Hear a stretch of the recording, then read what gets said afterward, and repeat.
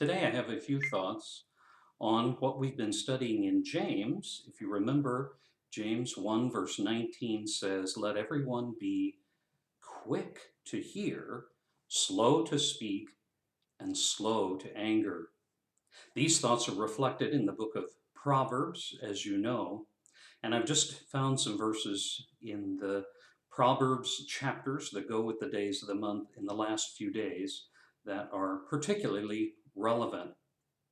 In Proverbs 19, verse 20, it says, "Listen to counsel and accept discipline, that you may be wise the rest of your days."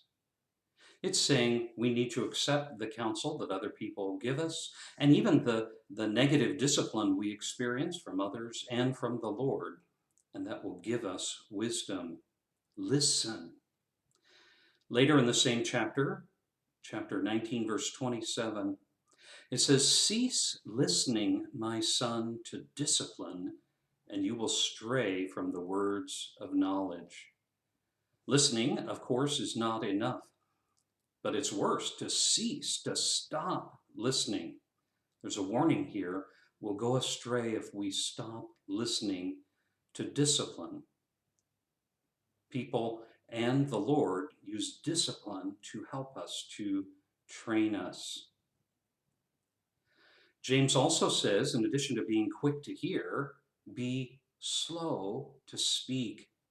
Proverbs 17, verse 27 says, "He who restrains his words has knowledge, and he who has a cool spirit is a man of understanding."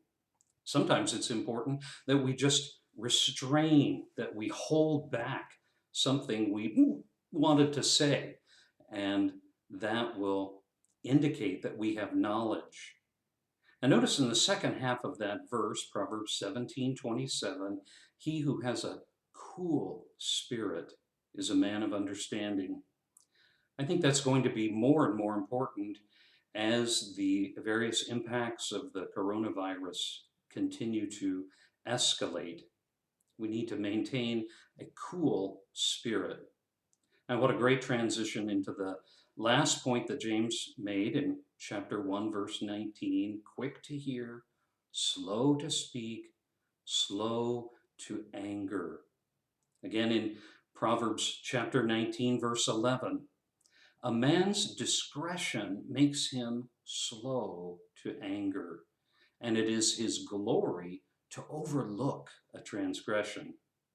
And perhaps in these days, when we may be spending more and more time with our families, there will be more opportunities to overlook transgression and use our discretion to be slow to anger. Earlier in Proverbs 14:29 uses the same phrase, "He who is slow to anger has great understanding, but he who is quick-tempered exalts folly." Being slow to anger demonstrates great understanding. And finally, Proverbs 16, verse 32, "He who is slow to anger is better than the mighty, and he who rules his spirit than he who captures a city." The Lord calls upon us to demonstrate the fruits of the Spirit, and part of that, of course, is self-control, and an aspect of that is ruling our own spirit, certainly reflected in being slow to anger and overlooking transgressions.